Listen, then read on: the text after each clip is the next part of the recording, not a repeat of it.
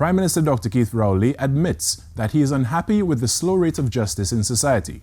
Speaking about the failure of the bail bill to be passed in the Parliament on Wednesday, Dr. Rowley said government brought the bill to seek the extension on behalf of the citizens. From the opposition benches, I didn't take the position then that remand yard full, or that is only certain people going in there, or that is a right that is entrenched and it should be left to the judges. I didn't do that. When I voted 2010, 2011, 2012, 2013, 2014, when I did that, it was because I focused on the possibility that that vote would have put a mechanism in place that could give some relief to the police, to the very court, and to the citizens as a whole. The Prime Minister also justified using the bill to help reduce criminal activity in the country. One of the first acts of the government in 2010, in July 2010, one of the first things that UNC government did was to interfere with the bail bill, to deny bail to an individual. Since then, we have passed a number of laws to treat with a whole plethora of new offences.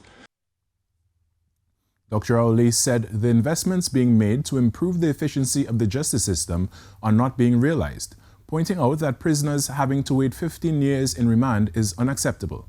Government sought to extend the life of the bail bill, which laid out the circumstances in which bail may be denied to a person who is charged for an offence that is punishable for a term of imprisonment for 10 years or more.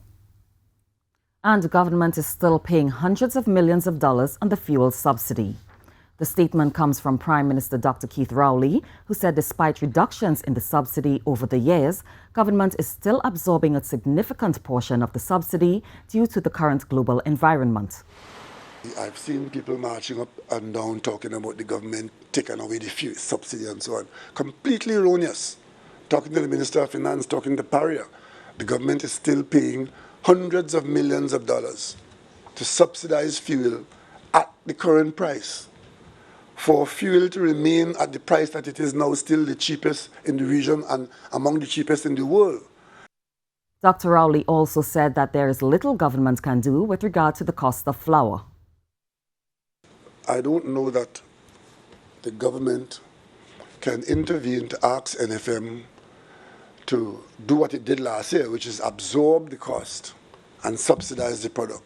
If there's any way that the government can help, as the minister said, we would look at it to see. But as you would have seen in some other countries, people have taken the position to do a little bit of switching from the flour to something else.